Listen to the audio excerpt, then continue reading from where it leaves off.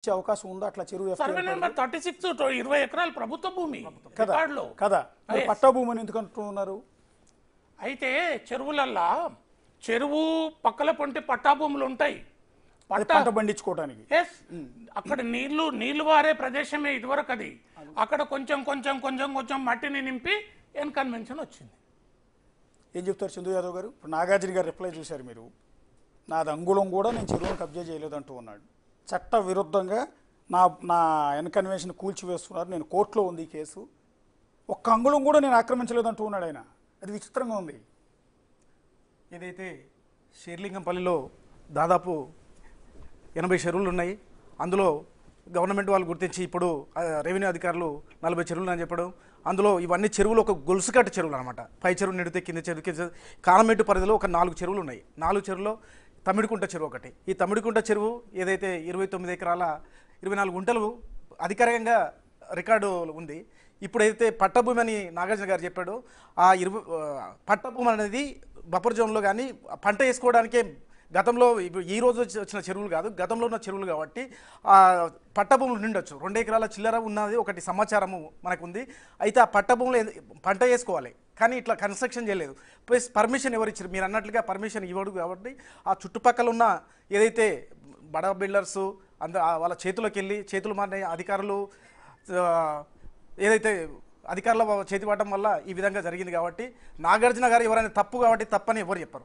ఇప్పుడు నేనైనా ఒప్పుకోను, నేను చేసిన తప్పు నేనైనా ఒప్పుకోను, అతనిది కూడా తప్పు. కాబట్టి ఏదైతే ఇప్పుడు రేవంత్ రెడ్డి ప్రభుత్వం చేస్తున్న దానికి అదేవిధంగా హైడ్రా కమిషనర్ రంగనాథ్ గారికి మనం ప్రతి పౌడు ఆలోచన చేయాల్సిందే.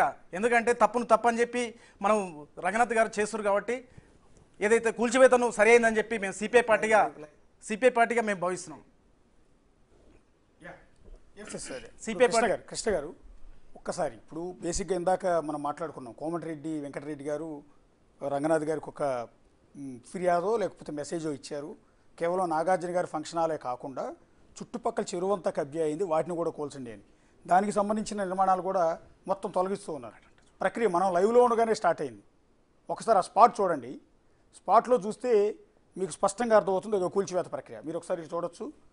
ఇదంతా కూడా ప్రస్తుతం మనం చూస్తున్న దృశ్యాలు నాగార్జున కన్వెన్షన్ కాదు, కన్వెన్షన్ ఆనుకుని ఉన్న మిగిలిన నిర్మాణాల కూల్చివేత ప్రక్రియ కూడా స్టార్ట్ అయింది. సో ఎంటైర్ తమ్మిడికుంట చెరువు బతికి బట్టగడుతుందని, ఒకప్పుడు చూసిన తమ్మిడికుంట చెరువుని మళ్ళీ చూడగలమని అనుకుంటూ ఉన్నారా?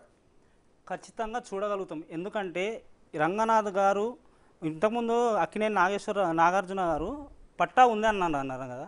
రంగనాథ్ గారు వెళ్ళేసి నోటీసులు ఇచ్చినప్పుడు ఆయన వచ్చి ఫిర్యాదు చేసి ప్రభుత్వంకి ఇది పట్టా ఉందని చెప్పొచ్చు కదా.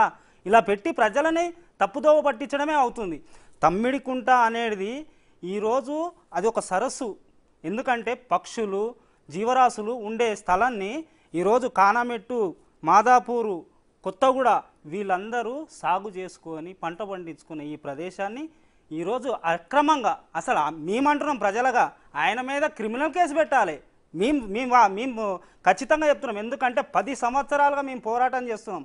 జనం సాక్షిగా, కమ్యూనిస్టు పార్టీగా, సిపిఎం పార్టీగా సహచరులతో కలిసి మేము పోరాటం చేస్తే నిజంగా మమ్మల్ని ఒక హీనులుగా చూసారు మంచి వాళ్ళు. కానీ ఈరోజు మేము గర్వంగా చెప్తున్నాం, న్యాయం ఎప్పుడైనా గెలుస్తుంది, చట్టం ఎప్పుడైనా పనిచేస్తుంది అని చెప్పేసి ఈరోజు రంగనాథ్ గారు రంగంలో దిగితే ఎలా ఉంటుందో చూపించడం ఈరోజు మాకు చాలా సంతోషకరమైన విషయం. నాగార్జున గారు ఒకటే గుర్తుపెట్టుకోండి, మీ భార్య గారు ఒక బ్లూ క్రాస్ సొసైటీని చేస్తున్నప్పుడు నదిలో ఉన్నటువంటి జీవరాశులను చంపే అర్హత మీకు ఎక్కడిచ్చిందండి? చేపలు ఈరోజు పశుపక్షాదులు, లోపల ఉండే చేపలు, నత్తలు ఇలాంటి జీవరాశులను హరించేసి ఈరోజు జీవ వైవిధ్యం జరిగినటువంటి హైటెక్ సిటీలో జీవవైవిధ్య సదస్సు, ఎన్నో దేశాల నుంచి వచ్చిన జీవ సదస్సు జరిగినప్పుడు ఇలాంటి చెరువును కాపాడడం రంగనాథ్ గారికి మేము అప్రిషియేట్ చేస్తున్నాం. ప్రభుత్వానికి కూడా స్వాగతిస్తున్నాం కమ్యూనిస్ట్ పార్టీగా. ఇప్పటికైనా ఇంకోటి విషయం ఏంటంటే, ఈ తమ్మిడికుంట చెరువు నుంచి వచ్చే పైన ఈదులకుంట నుంచి వచ్చే తమ్మిడికుంటకు గొలుసు కట్టు కాలువ ఉంటుంది. అది కూడా ప్రధానంగా రంగనాథ్ గారికి మేము చెప్తున్నాం. ఇంకో విషయం ఏంటంటే అధికారులు మెయిన్గా రెవెన్యూ అధికారులు తీసేయాలి. తీసేయాలి, రెవెన్యూ అధికారులు డిపార్ట్మెంటే తీసేయాలి. ఈరోజు జిహెచ్ఎంసీ అధికారులు కానీ, రెవెన్యూ అధికారులు కానీ, అదేవిధంగా ఇరిగేషన్ డిపార్ట్మెంట్లో సంబంధించిన వాళ్ళందరూ ఎవరైతే సహకరించిర్రో రంగనాథ్ గారు ఇమ్మీడియట్గా వాళ్ళపైన ఎంక్వైరీ వేయాలి. ఎంక్వైరీ వేసి వాళ్ళు కఠినంగా శిక్షించాలి. రంగనాథ్ గారు దిగితే అధికారులకు ఇది పడాలి. అది పడితే తప్ప ఈరోజు సక్రమంగా పనిచేయరు. ఒక లేదో ఏదో చిన్నోడు తెలుసో తెలియక ఒక గుడిసేస్తే పోలీస్ యంత్రాంగం, రెవెన్యూ యంత్రాంగం దిగుతుంది. ఇలాంటి ఇంత కళ్ళకు బట్ట బయలుగట్టు కనబడుతున్నట్టు ఇన్కన్వెన్షన్ని ఒక్క అధికారి ముట్టలేకపోయాడండి. 10 సంవత్సరాల పోరాటం అండి మాది. మేము ఎన్ని పోరాటాలు చేస్తే ఈరోజు మాకు ఈ ప్రతిఫలం దక్కింది. జనం కోసం కసిరెడ్డి భాస్కర్ రెడ్డి గారు మేము వెళ్తే మమ్మల్ని ఈగలాగా చూశారండి అధికారులు కానీ. అబ్బా వీళ్ళకేం పని లేదు కమ్యూనిస్టులకి, జనం కోసం కసిరెడ్డి భాస్కర్ రెడ్డి ఇలా చిన్న చూపు చూసిన వాళ్ళకు ఎప్పటికైనా న్యాయం గెలుస్తుంది. చట్టంలో ఎవరైనా ఎంత తోడైనా శిక్ష పడాల్సిందే. క్రిమినల్ కేసు పెట్టాలని మేము డిమాండ్ చేస్తున్నాం. ఇప్పటిదాకా ఏదైతే బిజినెస్ చేసిండో దాన్ని కూడా ప్రభుత్వం రాబట్టాలని చెప్పేసి మేము ప్రధానంగా సిపిఎం పార్టీగా డిమాండ్ చేస్తూ ఉన్నాం. సరే, నాగార్జున ఆయన వివరణ ఆయన ఇచ్చుకుంటాడు, సరే నాదంతా కరెక్టేనంటాడు. ఓకే, ఆయన సినిమా హీరో కాబట్టి ఎవరో స్క్రిప్ట్ ఇస్తారు, డైరెక్ట్గా ఏదో ఒక రచయిత స్క్రిప్ట్ ఇస్తాడు, ఆ స్క్రిప్ట్ని యాస్టీజ్గా పోస్ట్ చేస్తాడులే. కానీ సరే ఇదంతా వదిలేద్దాం. నేనేది నాగార్జున కన్వెన్షనే కాకుండా దాని పక్కన ఆక్రమించిన మిగిలిన కట్టడాలు కూల్చివేత ప్రక్రియ సాగుతుంది. ఒకసారి మీరు లైవ్లో చూడండి.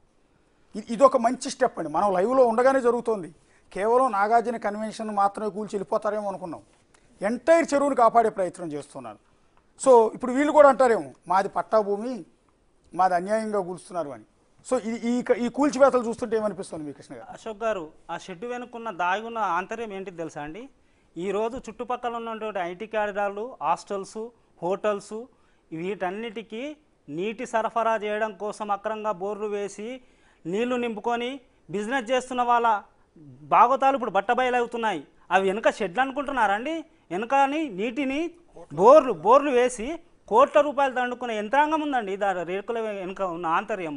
ఆ రోడ్డు చూసారా మీరు? ఇంతకుముందు తమ్మిడికుంట నుంచి ఇన్కన్వెన్షన్ ఒక రోడ్డు ఉందా? ఆ రోడ్డు ఏందండి వెహికల్ వెళ్ళడానికి. మేము కసిరెడ్డి భాస్కర్ రెడ్డి గారు లైవ్లో బోర్లు వేస్తే ఇది బోరు, దీనిపైన చర్య తీసుకోండి అంటే ఒక్క అధికారి వచ్చి చూసిన పాపన లేదండి. ఇది కూడా పెద్ద ఒక కోట్ల దంద జరిగింది ఇన్ని సంవత్సరాలుగా.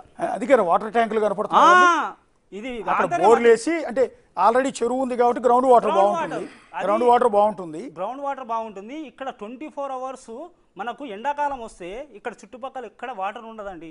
ఐటీ క్యారిడార్లో కానీ హాస్టల్లో కానీ ఈ నీటిని కోట్ల రూపాయలు దండుకొని పెద్ద వాళ్ళు కోట్ల రూపాయలు దండుకోవడం కోసం ఇలాంటి ట్యాంకర్లు నింపుకొని దందాలు చేస్తున్నారండి. ఇప్పుడు అలాంటి మీరు చెప్పిన నీళ్ళ వ్యాపారం కావచ్చు, ఆ షెడ్లు వేయటం కావచ్చు, ఆక్రమించడం కావచ్చు, నేను లేకపోతే మీరు లేకపోతే చందు యాదవ్ గారు మనం చేయగలమా నిజంగా? పొలిటికల్ లీడర్ల సపోర్ట్ లేకుండా చేయలేరు. అంటే దీని వెనక బ్యాక్గ్రౌండ్ రాజకీయ నాయకులు ఉంటుంటారు, ఖచ్చితంగా ఉంటారు, అధికారుల సపోర్ట్ ఉంటుంది కదా. ఖచ్చితంగా. మేమనేది ఏంటంటే ఆ అధికారులు తొత్తుగా ఇప్పుడు ఎవడైతే కుక్కలకు బిస్కెట్ వేస్తే కుక్క విశ్వాసం చూపిస్తుంది అన్నట్టు అధికారులకు ఏదైనా లాబింగ్ చేసిన తర్వాత అధికారులు ఎందుకు వస్తారండి? మేము కంప్లైంట్ ఇచ్చుడే సరిపోయింది. ఎంఆర్ఓ ఆఫీస్ చుట్టూ తిరగడం మేమైతే వాళ్ళు కోట్ల రూపాయలు సంపాదించుకొని పెద్దగా భవనంతులు ఇలాంటి అక్రమాలు చేయడానికి వాళ్ళకి ఇంకో ఆస్కారం దొరుకుతుంది. ల్యాండ్ ఓనర్స్ కూడా వేరే, వాటర్ బిజినెస్ చేసే వాళ్ళు వేరు ఉన్నారు, వాటర్ ల్యాండ్స్ ఓనర్స్ వేరే ఉన్నారు. అదే టోటల్గా బ్యాక్గ్రౌండ్ పొలిటికల్ సపోర్ట్. పొలిటికల్ లీడర్ల సాయం లేకుండా మీరు నేను వెళ్ళైతే అక్కడ అలాంటి దమ్ము ఆ ధైర్యం ఉండదు మనకి కదా. ఫైనాన్షియల్ సపోర్ట్ ఉంటుంది, ఆ భూమిని ఆక్రమించి దాన్ని వేరే వాళ్ళకి లీజుకిస్తాడు.